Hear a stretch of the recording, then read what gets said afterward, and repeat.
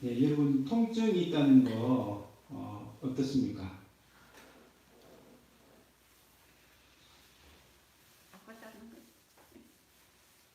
통증이 있으면 좋은 건가요? 나쁜 건가요? 나쁜 거예요.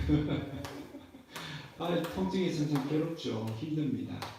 전문가에 의하면 우리나라 전 국민의 30%가 통증을 다 느끼고 있다고 합니다.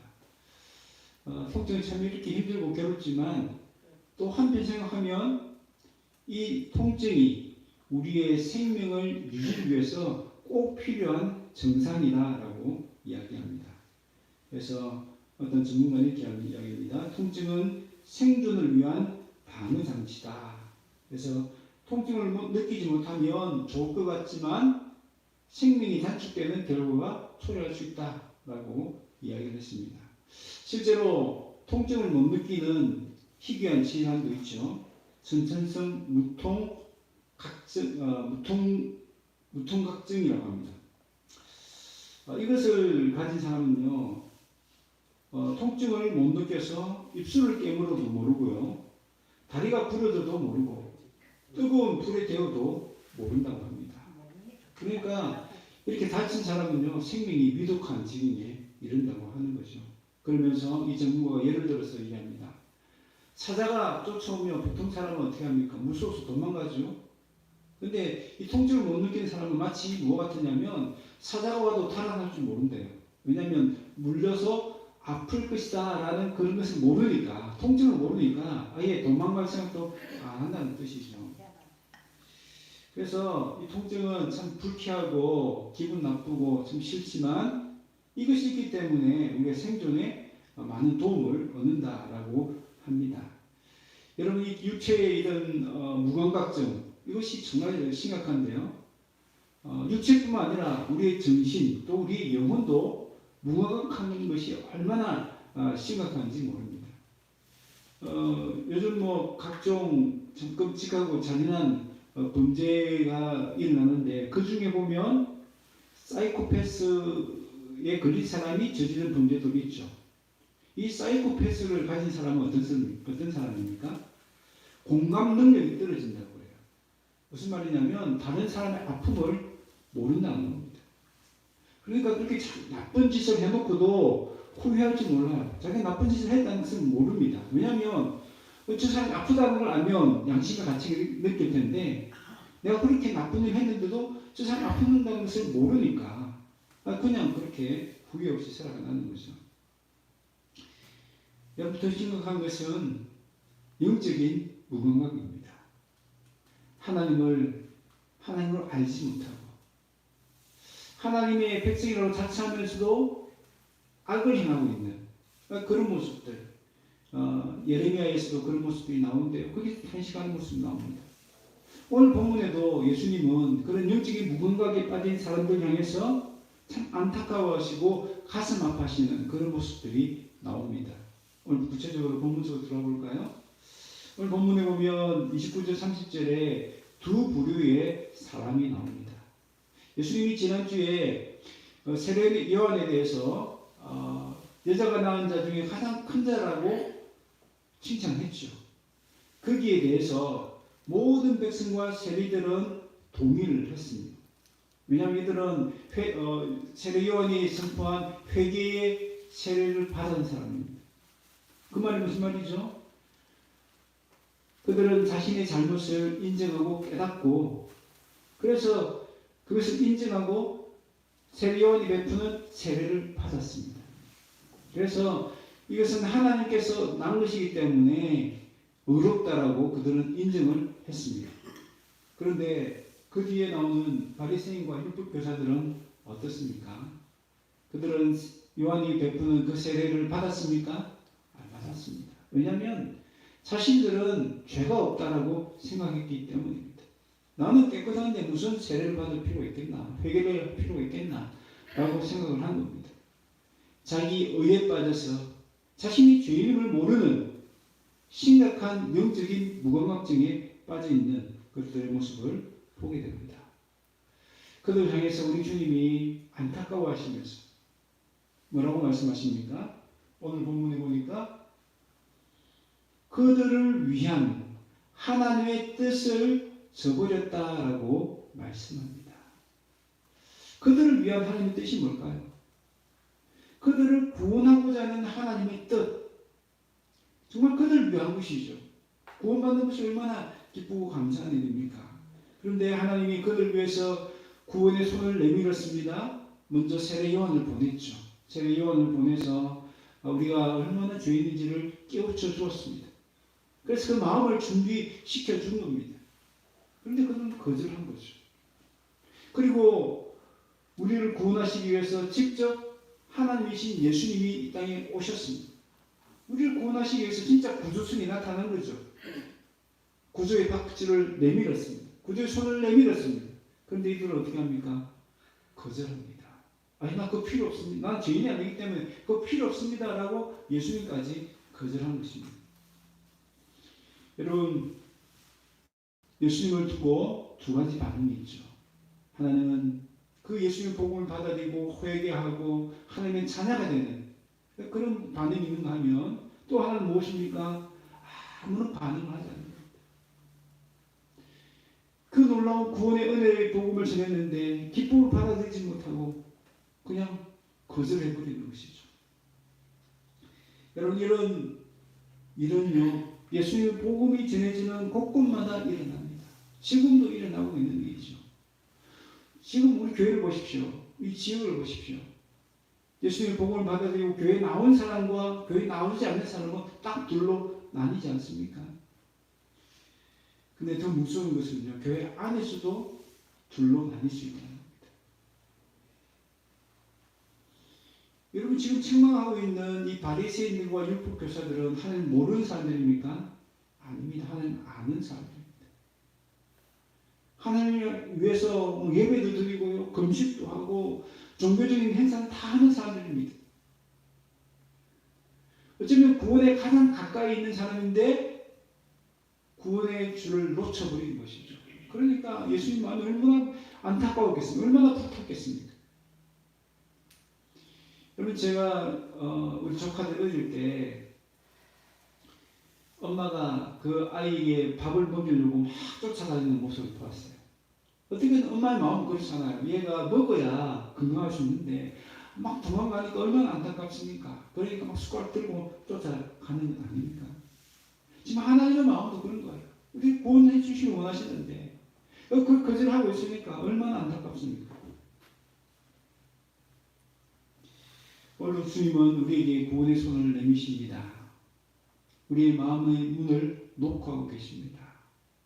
그냥 예수님의 손을 뿌리치지 마시고 그 마음의 문을 그냥 닫아두지 마시고 우리 주님이 녹화하실 때, 우리 주님이 찾아오셨을 때 그 주님을 맞이하시고 그 주님을 내 마음에 모실 수 있는 저와 여러분 되시기를 바랍니다. 아멘. 왜 그렇게 해야 됩니까? 왜 그렇게 해야 되죠? 지금은 별표가 안 나죠. 그죠? 그러나 그 끝에 가보면 어떻습니까? 한 사람은 영생에, 한 사람은 영벌에 처합니다. 한 사람은 천국에 들어가고 한 사람은 지옥에 빠집니다. 성경 곳곳에 그런 내용이 나오잖아요. 똑같이 맷돌을 가고 있는데 한 여인은 데려감을 당하고 한 여인은 그냥 버려둠을 당했다. 얼마나 안타까운 일입니까? 여러분, 예수님을 영접하지 않는 것은요, 마치 뭐 같다고요? 아까 통증이 못 느낀 사람이 사자가 달려와도 무슨지 모르고 도망갈 줄 모른다는 그런 모습과 똑같다는 거예요. 오늘 우리는 어떻습니까? 예수님의 복음에 대해서 어떤 반응을 가지고 있는지 우리 자신을 돌아볼 수 있기를 바랍니다. 예수님은 그들의 완악한 태도를 비유를 통해서 설명해 주십니다. 우리 31절 32절인데요. 이 장터의 비유라고 얘기합니다. 아마 그 사회에 놀이터가 없으니까 이 장터에서 아이들이 뛰어놀았던 것 같아요. 그리고 대표적인 두 가지 놀이가 있었던 것 같은데 또 하나는 결혼식 놀이고요. 하나는 장례식 놀이입니다. 그 아이들은 그 장례식 놀이, 결혼식 놀이를 하면서 그렇게 즐겁게 놀았던 것 같습니다. 그런데 결혼식을 하는 그 놀이에서 피리를 불고 막 이제 흥을 돋구는데 그 결혼식 놀이에 참여한 아이들이 그냥 멀뚱멀뚱 쳐다보기만 하는 겁니다. 박수를 쳐도 그냥 또 피리를 불어도 뭐 웃지도 않고 춤도 추지 않고 결혼식 분위기를 망치고 있는 거죠. 장례식에서는 어떻습니까? 장례식에서는 막 곡을 하는 한 아이가 곡을 하고 있는데 다른 아이들은 그냥 멀뚱멀뚱 쳐다보기만 하는 거예요. 같이 슬퍼하고 같이 애통하고 같이 통곡을 해야 그 놀이가 제대로 진행되지 않겠습니까? 그러니까 어떻게 했어요? 그 놀이를 시작했던 아이가 막 화를 내면서 야단을 치지 않겠습니까? 왜 너희들은 피를 부르는데 춤을 추지 않느냐? 너희들은 왜 내가 곡을 하고 있는데 같이 슬퍼해서 울지 않느냐? 라고 야단을 치는 그런 비유를 이야기합니다. 그러면서 그 비유가 무엇을 의미하는지를 이제 구체적으로 설명을 해 주시죠. 그것이 33절, 34절의 내용입니다. 자, 결론적으로 얘기하면 장례식 놀이는 뭘 의미하죠? 세례 요한이 전한 회개의 선포와 연결됩니다. 그러니까 잘못을 지적하고 막 회개하라, 그 분위기는 어떤 분위기라고요? 장례식 분위기로 왔다는 겁니다. 그래서 그 회개의 선포를 받아들인 사람들은 자신의 죄에 대해서 애통해하고 슬퍼하고 아파하면서 하나님께 나왔다는 겁니다. 그게 이제 장례식의 어떤 정상적인 모습이죠. 그런데 바리새인과 율법 교사는 어떻습니까? 그 회개 복음을 듣고도 마치 장례식에 참석했는데 울지 않는 사람과 똑같이 행동하더라는 것입니다. 결혼식 놀이는 뭐가 연결됩니까? 바로 예수님이 전하신 복음과 연결되는 것이죠. 그래서 예수님이 전하신 그 기쁨의 복음, 그 복음을 받고 함께 기뻐하고 함께 잔치에 참여하는 그런 모습을 보여하는데 바리새인들과 율법 교사들은 그렇지 않았다는 뜻입니다. 그래서 그들은 세례 요한에 대해서 뭐라고 얘기합니까? 33절에 세례 요한이 와서 떡도 먹지 아니하며 포도주도 마시지 아니하며 너희 말이 귀신이 들렸다 하더니. 여러분, 세례 요한은요, 이 회개 복음을 전하기 위해서 어떻게 합니까? 실제로 떡도 먹고 마시지 않고 포도주도 마시지 않고요, 메뚜기와 석층을 먹이며 살았습니다. 그렇게 금욕적인 생활을 했는데 그것은 그가 금욕주의자이기 때문에 그렇게 한 것이 아닙니다. 왜냐하면 자신을 철저히 깨뜨리고 주님 앞에서 회개하는 자세를 가지고 그리고 그 회개의 메시지에 걸맞는 삶을 살기 위해서 그렇게 했을 뿐입니다. 한 사람이라도 더 많이 회개시키기 위해서 자신이 그런 실제적인 그 회개하는 삶의 모습을 보여준 것입니다. 그런데 그것을 깨닫지 못하고요. 뭐라고 얘기했다고요? 그렇게 막 먹지도 않고 막 그렇게 광야에서 금육생활 하니까 귀신 들린 거 아니냐고, 미친 것 아니냐고 그렇게 얘기합니다. 영적으로 얼마나 무감각한지를 알 수가 있죠. 그들은 회개를 촉구하는 세례 요한의 그 메시지에 가슴을 치며 애통하는 것이 아니라 아무런 반응을 보이지 않았습니다. 오히려 더 크게 거절을 한 것이죠. 오늘 우리는 어떻습니까? 성경에는 회개하라는 말씀들이 많이 나옵니다.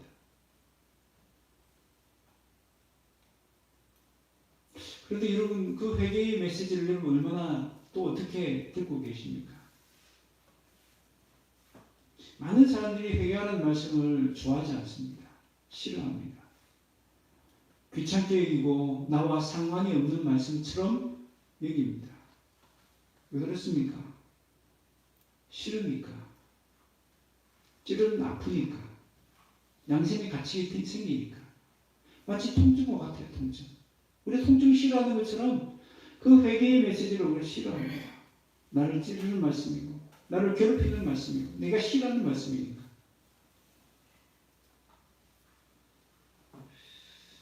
여러분, 저를 지어도 죄인을 깨닫지 못하면 얼마나 심각한 일인지 모릅니다. 그것은 마치 암이라는 중한 병에 걸렸는데 깨닫지 못하는 것과 똑같습니다. 처장함이 무서운 이유가 그거라고 얘기하지 않습니까? 예후가 없으니까, 통증이 없으니까. 그냥 말기까지 그냥 흘러간다는 것이죠. 여러분, 왜 하나님 우리에게 회개의 복음을 말씀하시죠? 왜 회개하라고 촉구하십니까? 우리에게 통증을 주신 이유가 뭐죠?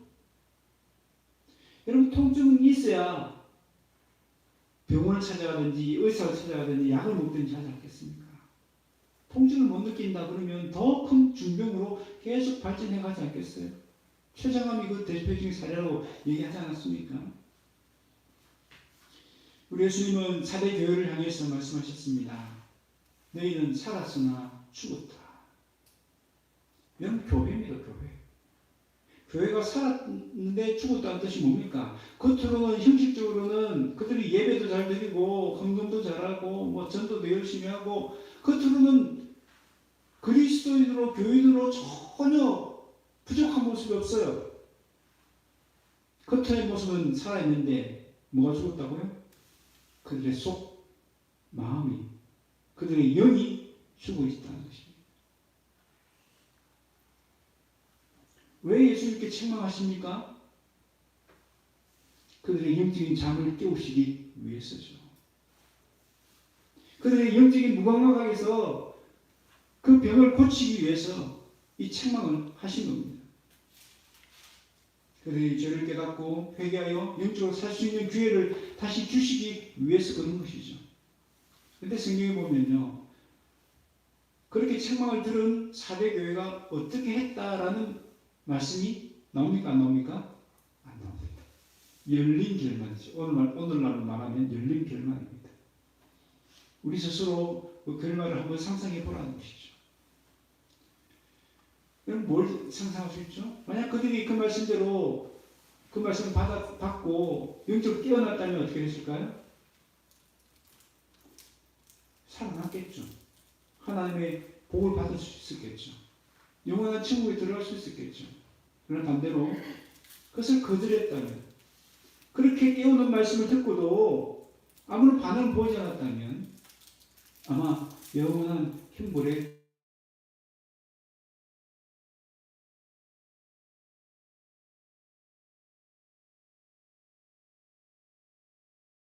깨우쳐 주신다라고 성경은 이야기합니다. 우리가 죄를 지었을 때 양심의 가책과 또 그것에 대한 어떤 아픔을, 슬픔을, 고통을 느끼게 해주십니다. 그것이 정상이에요. 정상이. 죄를 지었는데 아무 감각이 없다. 그건 뭐예요? 내가 영적으로 심각한 병에 걸려있다는 증거입니다. 여러분, 하루를 살아가면서 여러분의 모습을 얼마나 돌아보시는지 모르겠습니다. 여러분, 우리 하루에 얼마나 죄를 지을까요? 난 하루에 한 번도 죄를 짓지 않는다. 그런 분 계시나요? 아마 없을걸요. 저도 마찬가지입니다. 그런데 저 자신을 돌아봐도 회개에 대해서 얼마나 둔감한지 모릅니다. 그냥 지나쳐 갈 때가 참 많았던 것 같아요. 여러분, 그것이 쌓이면 어떻게 될까요? 그것이 쌓이면 더 큰 무궁화증에 빠지겠죠.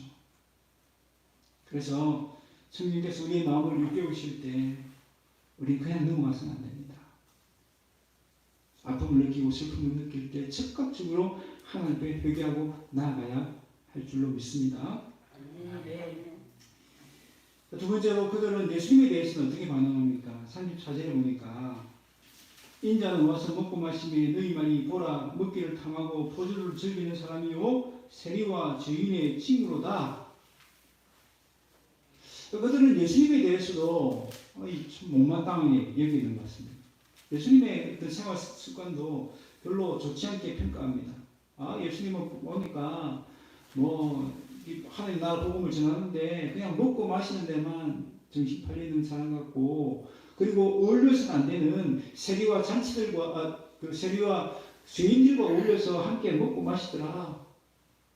이 사람은 그냥 농팽인가? 노는 것만 좋아하나? 그런 식으로 예수님을 보는 거예요. 전혀 경건하지 않는 사람으로 취급하는 거죠.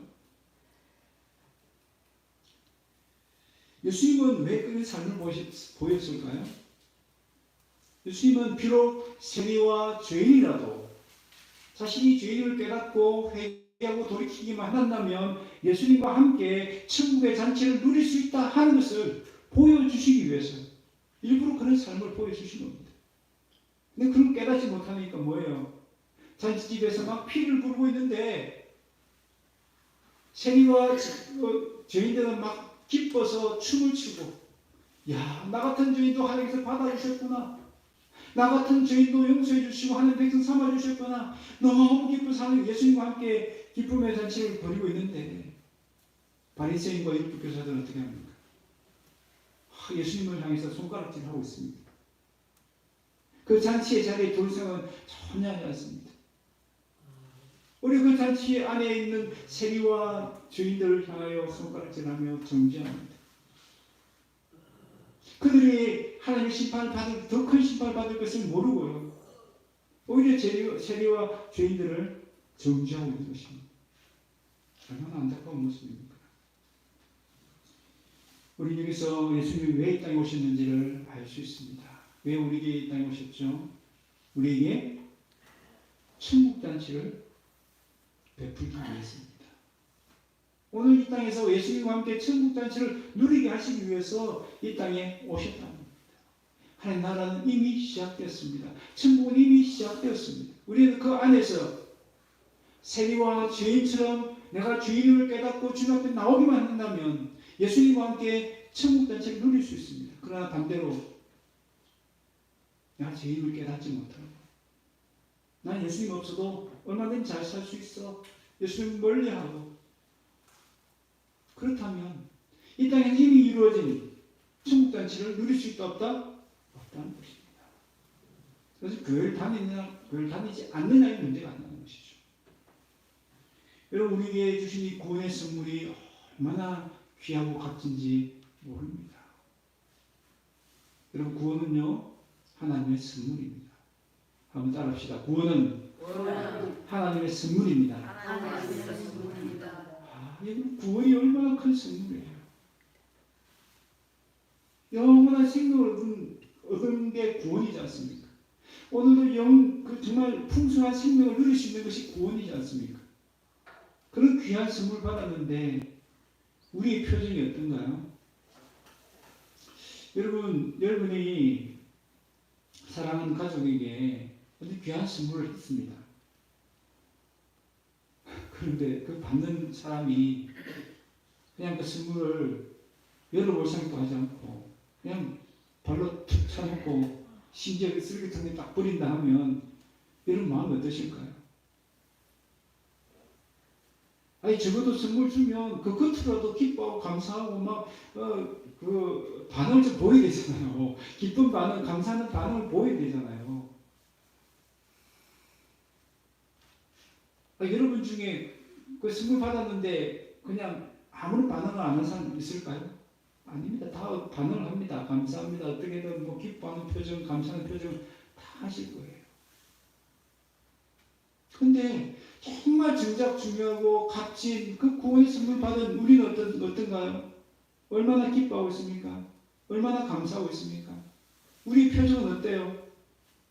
그 선물 받은 사람다운 표정을 우리가 하고 살고 있습니까? 그 좋은 선물 받았는데 여전히 삶에 지쳐있고 찌들려 있고 여전히 그 구원의 기쁨 즐거움을 못 누리고 있는 그런 모습은 아닙니까? 그런 모습 보면서 우리 주님이 안타까워서 말씀합니다. 그들 자신을 위한 하나님의 뜻을 저버렸다. 오늘 이 시대는 하나님 나라가 시작된 시대입니다. 우리는 그 천국잔치를 누릴 자격도 있고요. 누릴 수 있는 기회도 주어졌고요. 그 누릴 수 있는 은혜도 주어졌습니다. 그런데 마치 이 땅을 살면서 지옥에 사는 사람처럼 세상사람 똑같이 그런 세상 몇몇 걱정에 붙잡혀 살고 돈 문제에 건강 문제에 발목이 잡혀서 기뻐하지 못한다면 우리 하나님이 얼마나 마음 아파하시겠습니까? 내 선물 줬는데 이미 선물 줬는데 세상 근심 걱정 다 이겨낼 수 있는 선물 줬는데 그런 세상의 괴로운 문제와 아픈 문제를 극복할 수 있는 그럼에도 불구하고 기뻐할 수 있는 그 안에서 평강을 누릴 수 있는 그 구원의 선물 이미 줬는데 쟤들은 선물도 안 풀어보나? 그 선물을 열면 그 안에 들어있는 그 풍성한 은혜 때문에 범사에 감사하고 항상 기뻐하고 쉬지 않고 기도할 수 있는데 그 하나님 나라를 누릴 수 있는데 그런 마음이 우리 하나님께 있지 않겠습니까?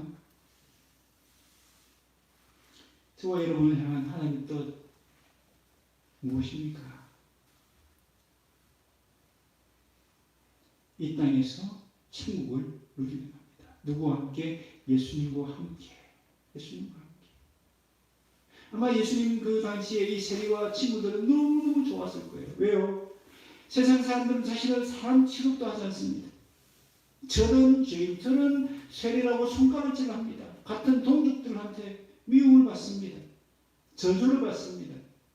상존할 수 없는 그런 존재로 취급받습니다. 얼마나 마음이 찢어지고 아팠겠습니까? 그런데 예수님이 세상에 그 당시 예수님은 슈퍼스타였어요. 왜냐하면 가는 곳마다 놀라운 기적을 행하시고 그 말씀의 권위와 권세가 얼마나 능력이 나타나는지 그분은요 정말 요즘 같으면 아이돌이에요. 아이돌. 인기 스타예요. 그런 분이 내 집에 찾아와서 나와 함께 먹어주고 기뻐하고 해주니까 얼마나 기뻐하고 감사했겠습니까? 여러분 지금 우리가 그 기쁨을 누려야 된다니까요. 예수님 오셨잖아요. 내 마음 오셨잖아요. 내게 구원의 선물 주셨잖아요.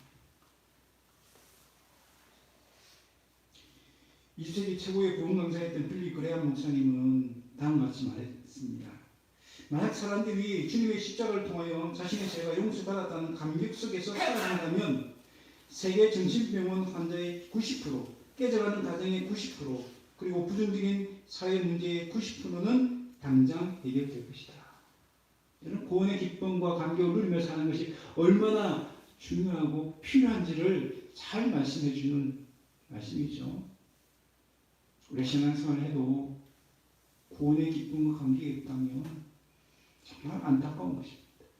우리 주님 보실 때 너무나 탄식이 나올 만한 그런 모습이죠. 여러분 우리가 신앙생활하는데도 왜 기쁨이 없고 염려가 가득하고 두려움이 많습니까? 왜 세상 사람들처럼 죽겠네 그 말이 나옵니까? 어쩌면 내 속에 구원의 기쁨이 식어져 있기 때문이 아닌지 돌아봐야 됩니다. 정말 내 속에 구원의 기쁨이 있는가? 그러기 위해서는 뭘 해야 되죠? 먼저 내가 구원을 받았느냐 하는 것이 증거이 되어야 합니다. 지난 화요일날 목회자 부부 세미나에 참석했는데 고 증필도 목사님의 사모님 박신실 사모님의 강의를 들었습니다. 우리 증필도 목사님에 대해서 여러 가지 말씀하셨는데 돌아가시면서 여러 가지 유언 남겼는데 유튜브에 공개되어 있는 유언 외에 또 다른 말씀도 하셨어요. 그 중에 뭐가 있었냐면요. 참 교회를 다닌다고 하는 많은 사람들 중에서 목사도 있고 장로도 있고 심지어 신학교에 신학 박사도 있는데 그들 중에 보니까 구원받지 못한 사람이 있다는 겁니다. 또 구원에 확신 없이 살아가는 사람들이 있다는 것입니다. 너무 안타까운 얘기죠. 저와 여러분 어떻습니까? 정말 내가 구원받았는가? 이게 너무 중요한 문제입니다. 생과 사를 가르는 문제죠. 천국과 지옥을 가르는 문제입니다. 내가 구원받았는가?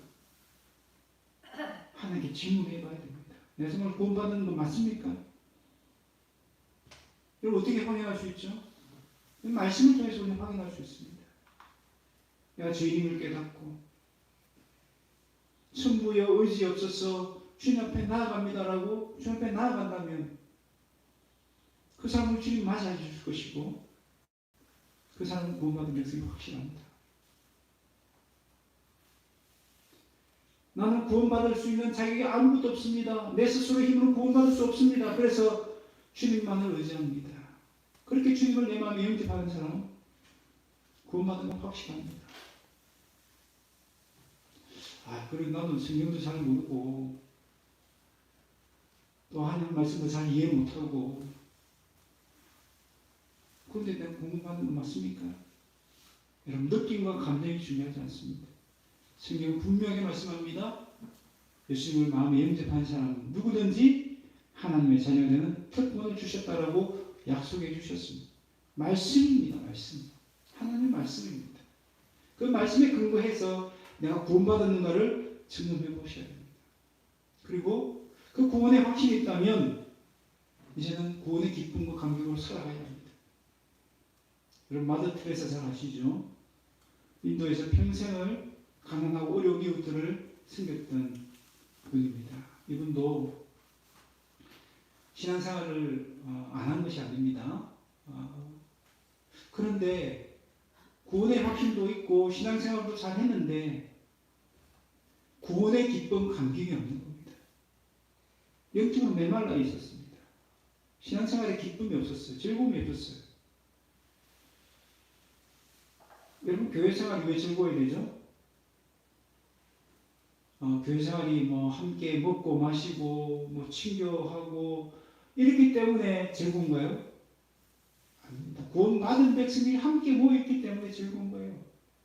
기뻐하는 사람들이 모여있기 때문에 자연스럽게 기쁨이 넘치는 겁니다. 그것이 기본이 되어야 되는 거예요. 구원의 즐거움이 있어야 되는 거죠. 그런데 마더 테레사는 그것이 없었어요. 그래서 당황하다가 한 번 인도에 갔습니다. 인도에 가서 그곳에서 가난한 사람들, 어려운 사람들 섬기는 가운데 예수님의 사랑을 느끼게 됩니다. 이게 예수님의 사랑이구나. 그 예수님의 사랑을 느끼는 순간 그 안에 기쁨이 넘쳤고요. 감사가 넘쳤고. 그래서 그 힘들고 어려움. 사실 여러분 생각해보세요. 그 가난한 사람들을 돕고 섬기는 게 쉬운 일일까요? 아니잖아요. 그런데 그 속에 기쁨이고 감사 넘치니까 평생을 그렇게 섬길 수 있었던 겁니다. 여러분, 꼭 내 안에 구원의 기쁨이 없습니까? 그 다음 두 가지를 점검해 봐야 돼요. 첫 번째는 내 속에 죄가 없는가? 여러분, 다윗이 시편 51편에 보면 그런 말씀 하잖아요. 죄를 짓고 나서 내 안에 뭐가 사라졌다? 구원의 즐거움이 사라졌다. 탄식합니다. 아파합니다. 하나님, 이거 좀 돌려주세요. 이거 좀 다시 회복해 주세요. 구원의 즐거움을 가질 수 있도록 해주세요. 죄가 있으면 구원의 기쁨을 누릴 수 없어요. 또 하나는 뭡니까? 예수님의 사랑에 대한 확신이 있어야 됩니다. 마더 테레사가 쓰녀가 그 대표적인 예죠. 그 예수님의 사랑이 깊이 잠길 때 말할 수 없는 그 구원의 기쁨을 누릴 수 있습니다. 예수님은 우리에게 이 기쁨의 구원의 기쁨을 누리고 천국 잔치를 기쁨을 누릴 수 있도록 이 땅에 오셨습니다. 그것이 우리를 향한 하나님의 뜻입니다. 오늘 이 시대에 영적으로 메마른 이 시대에 우리 주님 주신 그 구원의 기쁨으로 천국 잔치를 날마다 누릴 수 있는 저와 여러분 되시기를 바랍니다. 네. 말씀을 맺습니다. 윌리엄 쿠퍼라는 이 목사님이 계셨는데 이분은 자유주의 신학 영향을 받아서 십자가의 사건을 믿지 않았습니다. 여러분, 세계에 보면요, 교회는 교회인데 또 예수를 믿는데 이 자유주의 신학을 하는 사람들은요, 예수님의 십자가 죽음과 부활을 믿지 않아요. 그렇게 이제 목사가 돼서 어느 날 고난주간을 앞두고 토요일 날 주보를 만들면서 이분이 회심하게 됩니다. 구원을 받게 돼요. 정말 기가 막힌데요. 어떻게 주보 만들다가 예수님 믿고 구원받게 됐을까? 그날 설교 제목이 누가 예수를 죽였는가였습니다. 누가 예수를 죽였는가라는 그 설교 제목 밑에 한 사람 이름이 적혀 있었는데 윌리엄 쿠퍼였습니다. 우리 주보에도 보면 제 이름이 적혀 있잖아요. 그러니까 목사 이름이 적혀 있었던 거예요. 그거는 늘 매주 주보에 실려 있었던 것이죠. 근데 하필이면 그 제목과 그 이름이 동시에 이 목사님 눈에 들어온 거예요. 그 제목과 자신의 이름을 계속 보고 묵상하는 가운데 깨닫게 됩니다. 아, 예수님이 바로 나를 위해서 죽으셨구나. 다른 사람이 아니라 바로 나를 위해 죽으셨구나. 지금까지는 교리적으로 십자가의 사건에 대해서 열심히 설명을 했지만 그 십자가가 나를 위한 십자가고 예수님이 나를 위해서 죽으셨다는 것은 도무지 믿지 않았습니다. 그런데 그날 성령의 감동으로 그 설교 제목 앞에 자신의 이름이 딱 겹쳐지는 순간 아, 이것이 나를 위한 것이구나 하는 것을 깨닫게 됐습니다. 그리고 구원을 경험했다고 합니다. 우리 예수님은 다른 사람이 아니라 나를 위해서 십자가를 지셨습니다. 나를 위해 십자가를 지신 그 예수님을 영접하시길 바랍니다. 그래서 나를 구원하시고자 하는 그 하나님의 뜻을 이루어드릴 수 있는 저와 여러분 되시길 바랍니다. 그렇게 주님 나를 위해서 죽으셨다는 것을 정말 가슴 깊이 느끼고 또 그것을 생각하고 거기에 그것을 믿을 때에 우리는 구원을 받고요. 구원의 기쁨을 날마다 누릴 수 있습니다. 그러면 영적인 메마름 속에서 그저 형식적인 신앙생활을 하는 것이 아니라 모든 신앙생활이 정말 즐겁게 될 것입니다. 예배도 그렇고요. 헌금도 그렇고 전도도 그렇고 교회를 섬기는 것도 그렇고 모든 것을 정말 감사함으로 기쁨으로 자신을 다 드렸어도 헌신하고 섬길 수 있습니다. 그런 은혜와 기쁨이 저와 여러분에게 넘치시기를 주의 이름으로 축원합니다. 아멘. 우리 시간 같이 이 말씀을 생각합니다.